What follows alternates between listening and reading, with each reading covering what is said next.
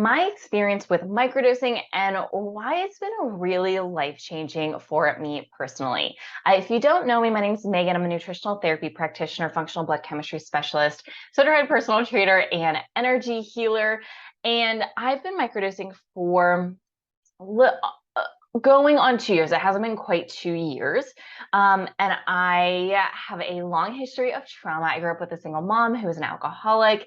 I was an only child. And if you know what it's like to be around an alcoholic, you know a lot of the patterns that probably came about as a result of this.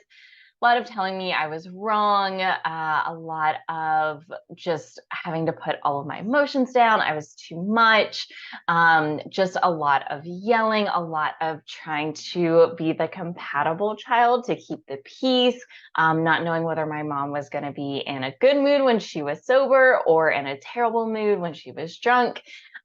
So a lot of people pleasing patterns that came up out of this, a lot of fear of conflict, fear of yelling, disagreement, a lot of just shoving my feelings down. And these were some of the biggest patterns that I've brought with me through my adulthood. And I will also say a lot of unhealthy coping mechanisms. I myself used alcohol as a primary source of coping and really not feeling for a very long time, because that's one of the main things I saw growing up is if you don't want to feel, if you're having a bad day, if you want to celebrate something, alcohol is a great alternative for you. And boy, is it not. Not saying that all alcohol is bad, not saying I never drink anymore, but it is a rare occurrence that I drink. And it's usually a very celebratory, special occasion kind of thing now. And microdosing has played a big role in that as well, and changing my relationship with alcohol in a very significant way. So before I get into the specific microdosing, I want to talk about some of the work that I had done before the microdosing, because that plays a really big role here. And so years before I got into microdosing, I spent 10 years in talk therapy. I was on medication for anxiety and depression for almost a decade, starting in my middle teenage years, I'll say, through my mid-20s. And I spent most of that time in therapy as well, bouncing around between several different therapists as I was in high school and then college and then post-college. And I just never really felt good. I didn't always feel bad. Sometimes I did feel really bad. But I never felt good. And even after I got off medication and I found more of the nutrition and fitness side of things and got a little bit healthier, and used working out as one of my ways to cope and cope with life and cope with stress and the anxiety and the depression, it still wasn't quite there for me. And I was in a car accident that triggered a bunch of health issues. And so I ended up seeing a trauma therapist. I did some hypnotherapy. Neither one of those were particularly impactful for me. And the thing that really got me into more of this holistic mental health space was energy work. I found an energy practitioner who I really resonated with, who I did some business coaching with, who I did mostly energy work with. And this really introduced me to the idea of trauma being stored in the body. We're holding on to trauma in the body. And then we also have these patterns that we're holding on to in our brain, these programs that we're holding on to in our brain that probably aren't serving us anymore, that we developed when we were young. And energy work was a way to help start this process. And I got super into it, so much so that I became an energy healer myself. I went through Reiki level 1 and level 2. And I've since then, I use different energies as well and different types of things and have really opened up. But I was feeling kind of stuck with the energy work at one point, and I knew there was some bigger stuff. I knew there was some deeper stuff. I also knew a lot of my memories from childhood had not come back yet, and I knew that would really be helpful for me if a lot of these repressed memories started coming back, and I was able to work through some of these other things that were still lingering and still playing a big role in my life, and the patterns that I was still repeating, particularly around conflict, people pleasing, setting boundaries, saying no, all that kind of stuff. And so when I started microdosing, Microdosing, and if you're not familiar, microdosing, I'm talking about mushrooms here.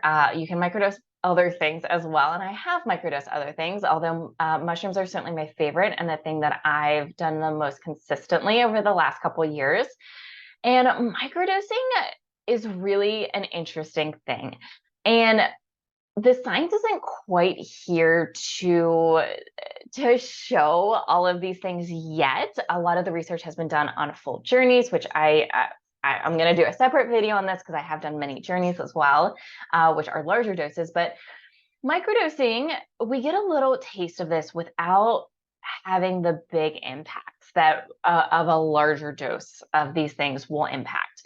And so for me, the biggest things that I've noticed, from I guess from a most basic level, energy is better, sleep is way better, focus, concentration, creativity. I largely use microdosing at this point now to help with creative work.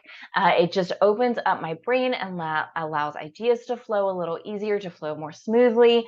And it's easier to tap in to that side of my brain. So there's that piece, which is hugely helpful. It can also, for me, oftentimes, now this is not 100% of the time, will make me more social. I am an introvert by nature. I get energy from being alone. I recharge by being alone. It doesn't mean I don't love being around people and lots of people, or I don't do well with it.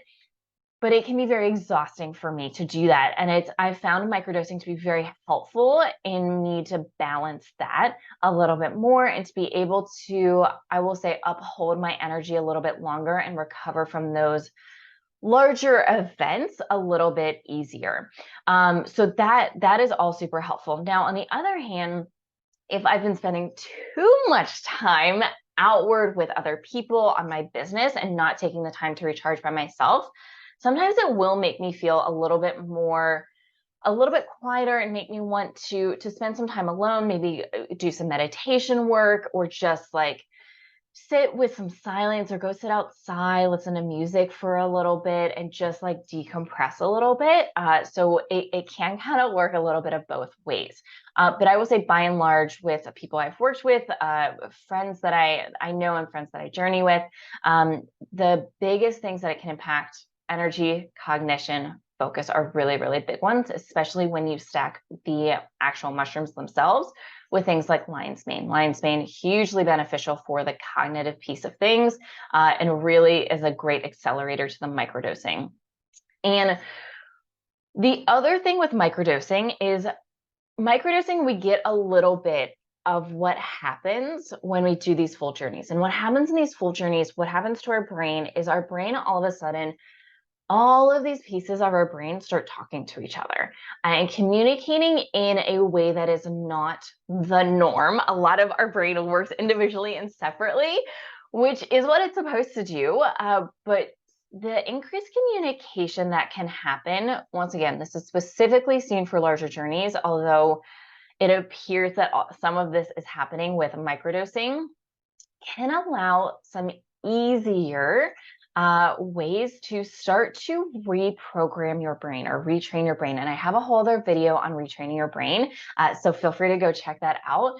But it makes this process a lot easier. It opens up these neural pathways. It increases the neuroplasticity, increases the ability for our brain to learn new things and to change a lot of these programs that we have in our brain, which can lead to increased healing, just better relationships with yourself, better relationships with other people. My communication skills, especially with friends and family, has greatly increased. And that was always, once again, a big fear of mine, fear of being rejected, fear of arguments, fear of yelling, fear of conflict, always was a huge preventative for me from truly expressing myself and being very vulnerable, and therefore getting close to people, really, really close to people. And so microdosing has played a really super big role in this.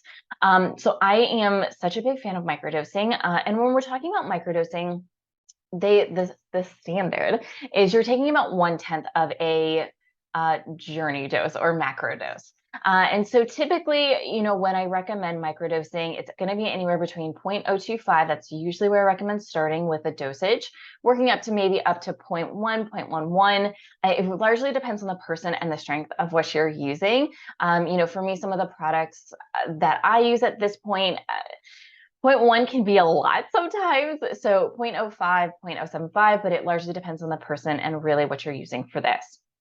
The other really big thing when it comes to microdosing that anyone who uses microdosing in this way to heal, as a way to heal and become a better person, will tell you the value of when you're going to microdose.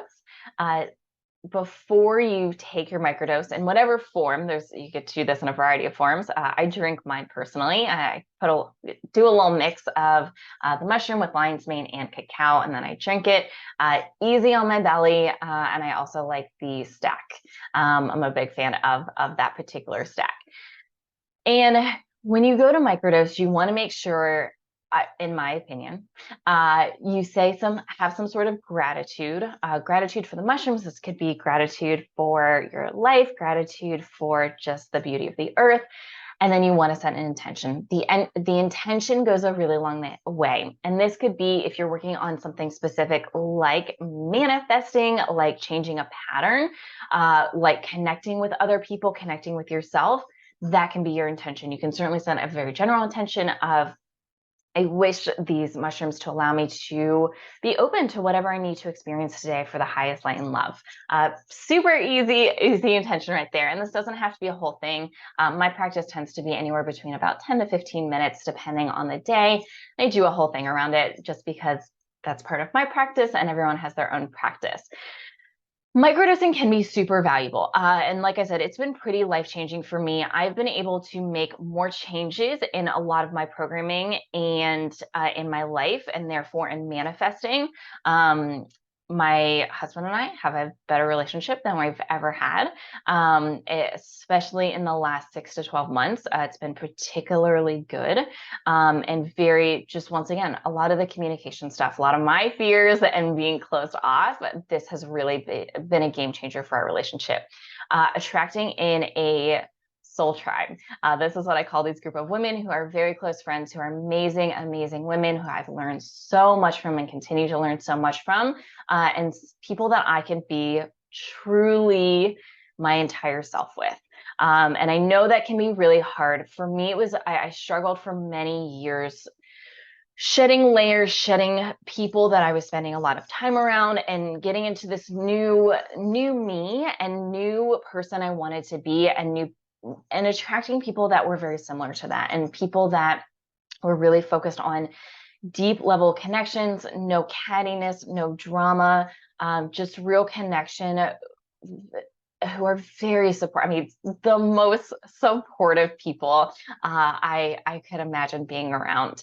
My business has grown significantly. I now run a multiple six-figure business, which I was not doing that before. And a big reason is, once again, shedding a lot of these patterns that were holding me back professionally, and also tapping into some new energies and tapping into some new pieces of myself that allowed my business to really flourish. We also got a dog in that time, and we have an amazing small Labradoodle who is the sweetest and the cutest. If you go on some of my other social media pages, he certainly makes an appearance here and there, especially Instagram stories. So feel free to go check that out. But it has been really life-changing for me, so much so that I have created a new program where we are going to use not only microdosing, but also a lot of these tools of brain retraining, brain rewiring, manifestation work, changing and acknowledging trauma patterns, and starting to work through a lot of these trauma patterns to become the best version of yourself and start to shed a lot of these layers that, especially if you've done a lot of other work, maybe you found you have a really hard time just shedding these to step into the version of yourself that you want to be. If you want to apply and be a part of this program, we will have a link below. It is called Life Force Reignite. You do have to apply. It is a small group program, but we would love to see your application and to see if you are a great match. And we would love to help and support you through this journey. It is going to be myself and another practitioner who I am very close with, who is another energy healer. She works a lot in the trauma space and is an amazing addition to all of the work that I do. So I'm so happy that we can bring this to you. So be sure to go check that out. We have additional details in that link below, along with the application to apply.